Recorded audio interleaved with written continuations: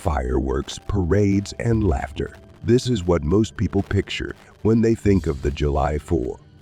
It's supposed to be a night of celebration, of family, of freedom. But for some, this holiday has become something else entirely, a night of terror. Every year, hidden beneath the bright explosions in the sky, there are stories that never make the headlines. Stories of people vanishing in plain sight. Stories of figures lurking just beyond the glow of sparklers. Stories of things that should not exist, but are seen nonetheless. Today, we bring you 3 chilling tales of horror that took place on July 4. These are not just urban legends. They are real events witnessed by real people. And once you hear them, you may never feel safe at a 4th of July celebration again. Story 1. The Prowler in the Woods. It was July 4, 2 days after my 21st birthday, and I was looking forward to a low-key celebration. I lived in a quiet town in New Jersey where the biggest excitement was usually a barbecue or a small fireworks display. But my girlfriend, Sophia, had decided to surprise me by bringing some beer and fireworks to celebrate my birthday and the holiday. My parents were attending a neighbor's party down the street, leaving the entire house and surrounding land to us. We didn't have many close neighbors, so it was just me, Sophia, and the large shady woods that surrounded our backyard. It was around 8 p.m., and the sun was just starting to set, casting long, creepy shadows across the lawn. We were sitting on the back porch, enjoying the quiet evening, when I noticed something out of the corner of my eye. It was subtle, just a fleeting movement near the tree line. I brushed it off, thinking it was probably just an animal, but Sophia noticed my restlessness. "What's wrong?" she asked, following my gaze. "Nothing," I replied, though I couldn't shake the feeling that something was wrong. We continued drinking and talking, but I kept glancing at the woods. The restlessness gnawed at me, making it hard to relax. Eventually, we decided to light the fireworks Sophia had. They were a simple set, nothing too fancy, but enough to make the night festive. I grabbed my lighter and walked out to the middle of the yard, preparing the first fireworks. As I did, I noticed something strange. The garage door was slightly open. We hadn't been near the garage since Sophia arrived, and I knew I'd closed it earlier. My heart skipped a beat. I asked Sophia, "Have you been to the garage?" She shook her head. "No, why?" I tried to keep my voice calm as I spoke. "The door's open." Sophia's eyes widened as she turned to look. "That's weird." I put down the fireworks and walked to the garage, my nerves on edge. I looked inside, but everything seemed fine, although a few items had been knocked over. My dad's old tools, some gardening supplies, nothing that looked particularly valuable. Sophia walked with me, looking worried. She suggested, although none of us believed it, "Maybe an animal got in?" I closed the door carefully this time, double-checking the lock. As we walked back into the yard, I couldn't shake the feeling of being watched.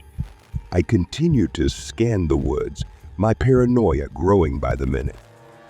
We continued the mini fireworks display, trying to ignore the fear that was spreading.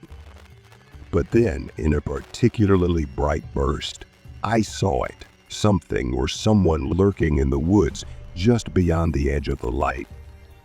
The figure was too far away to make out, but it was definitely a person, standing perfectly still. My heart raced as I grabbed Sophia's arm. I whispered urgently, "Did you see that?" She nodded, her face pale. "What do we do?" I hesitated. Part of me wanted to confront whoever it was, but the rational part of me knew it was a bad idea. I said, trying to keep my voice calm, "We need to get inside." We quickly gathered our things and headed back into the house, locking the door behind us. I pulled out my phone, ready to call the police, but Sophia stopped me. "It's probably just someone in the neighborhood," she said, trying to convince herself as much as I did. I wasn't sure. The figure had been standing there watching us. I decided to check the garage again, just to be safe. I grabbed my flashlight and cautiously walked through the house. When I reached the garage door, my breath caught in my throat. The door was wide open again, and inside, everything was in disarray. Tools were scattered, boxes were turned upside down, and a few of my dad's old fireworks were missing. But what really sent a chill down my spine was the note left behind. It was written on a torn piece of notebook paper, hastily scrawled in black ink. It read, "Happy Independence Day. See you soon." My hands were shaking as I handed the note to Sophia. We didn't waste another second. I called the police, who arrived a few minutes later. They searched the woods in the surrounding area but found nothing. The figure was gone, leaving only the ominous note and the unsettling feeling that we were no longer safe, even in our own home. For weeks afterward, Sophia and I couldn't shake the feeling of being watched. We never found out who left the note or why they were targeting us. But one thing was certain: our quiet, isolated house no longer felt like home. Story 2. Silent Attack at the Rockaway Bomb Show.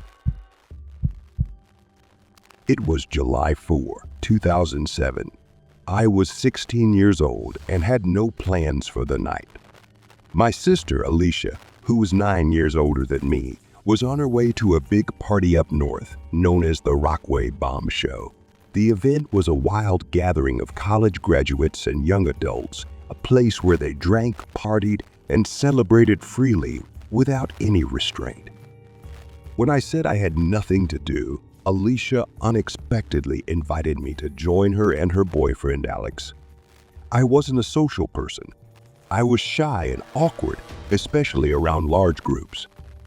But Alicia insisted, saying it might help me come out of my... I reluctantly agreed to go, even though the idea of attending a party full of 20-somethings was way out of my comfort zone. We packed our bags since we'd be staying at a motel overnight. Alicia picked me up a few hours later, and we set off on a 4-hour drive. By the time we arrived, the sky was already tinged with orange and red as the sun dipped below the horizon. The party was tucked away at the end of a sketchy path marked by a sign that read "Fireworks Show this way." As we passed through the trees, we entered a large clearing. There was a portable stage, tables scattered on the lawn, and a makeshift bar serving drinks. The crowd was exactly what I expected. Young people, all with beers in hand, laughing and enjoying the festivities. I could feel my heart racing with social anxiety. Alicia parked on the grass since there was no designated parking lot. I stuck close to her and Alex as they mingled with their friends, all of whom had already had a few drinks. Feeling the pressure, Alicia handed me a beer, which I nervously took. As I took a sip, I noticed a few people giving me strange looks, and my anxiety skyrocketed. I was just a 16-year-old kid at a party I didn't belong to. About 15 minutes later, Alicia and Alex drifted away, leaving me alone in the sea of college students. I felt more out of place than ever. Suddenly, I felt a hand on my shoulder. Expecting to see someone familiar, I turned around, but instead, I saw an older man who seemed completely out of place at this party. He was bald, had glasses on his nose, and looked like a creepy priest. Without hesitation, he took the beer from my hand and asked sternly, "How old are you?" I panicked. "I'm just getting it for my sister." He placed the beer on a nearby table and asked my name. Still convinced that he might be some kind of event staffer, I told him, "Jake." Then he asked who I was with. "My sister," I repeated, trying to keep my voice calm. I tried to escape the conversation and started looking for Alicia and Alex. The crowd was too big, and without a cell phone, I couldn't contact them. Feeling even more alone, I wandered away from the party, seeking refuge in the nearby wood. I found a log to sit on, trying to gather my thoughts and regretting my decision to come here. Suddenly, the sky lit up with fireworks. For a moment, the beauty of the explosions made me forget my worries. But then suddenly, something tightened around my mouth and nose. I couldn't breathe. I struggled, trying to scream, but my voice was muffled. I looked around, desperately searching for something to defend myself with. My hand found a large stick, and I swung it wildly, trying to hit the attacker, but it was no use. In a last desperate move, I picked up a rock from the ground and swung it with all my might, hitting the attacker in the face. He groaned in pain and let me go. Gasping, I turned to run, but caught a glimpse of the man's face. It was the same older guy from the party. I ran back to the clearing, my heart pounding in my chest. I found the host and told him what had happened. He looked shocked and told me they would report it. By the end of the night, Alicia and Alex were too drunk to drive, so I drove us to the motel. I never told my family about the incident, ashamed of the whole thing, but it's something I regret to this day. Story 3. The Face in the Basement. July 4, 2015 is a day that will forever be etched in my memory. I was 15 years old, living in a quiet suburban neighborhood where nothing seemed to happen. My dad had to work late covering for someone else, and my mom was at a party at a friend's house. This left me home alone, a situation I usually enjoyed. I love playing video games and chatting online with friends, and that's exactly how I planned to spend the night. It was a normal Friday night, and I was deep in a game of League of Legends, completely immersed in the action. It must have been around 9 or 10 p.m. when I heard a noise that pulled me out of my gaming trance. It sounded like a window closing or something moving. My first thought was that it might be the dishwasher. It had been acting up lately and making all sorts of strange noises. I turned up the volume on my headphones to drown out the noise, but it continued, getting louder and more persistent. Frustrated, I finally decided to investigate. I told my online friends to wait and left the room to find the source of the noise. The noise wasn't coming from the dishwasher or any of the windows. It seemed to be coming from somewhere deeper in the house. That's when I realized it was coming from the basement. A chill ran down my spine. My parents had always told me to stay away from the basement, not because it was dangerous, but because it was cluttered with boxes and old furniture, and they didn't want me messing around there. But the noise was undeniable. It was coming from the basement, and it was getting louder. My heart pounded in my chest as I approached the basement door. It creaked open, and I stood there listening. The noise continued for another minute or two before it suddenly stopped, leaving the house in an eerie silence. I felt a wave of relief wash over me. Maybe it was just an old pipe or something harmless. But before I could convince myself to go back upstairs, the noise started again, louder than before. It was a rhythmic thumping, like something heavy being dragged across the floor. I was home alone, no parents, no pets, no support. Panic set in as my mind raced with thoughts of what could be happening down there. I rushed back to my room, locked the door, and grabbed the phone. I called my mother, my voice shaking as I told her about the noise.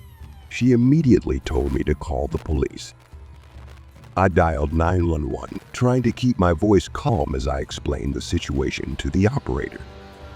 While I was on the phone, I heard the basement door creak open downstairs. My blood ran cold. Someone was in the house. The operator assured me that the police were on their way, but each second felt like a century. I listened in horrified silence as the intruder moved through the house, rummaging through the kitchen and living room. In desperation, I typed a message to my online friends. "There's an intruder in my house." I didn't wait for a response.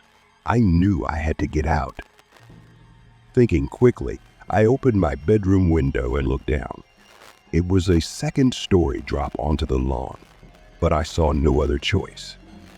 I took a deep breath and jumped. The impact was terrifying.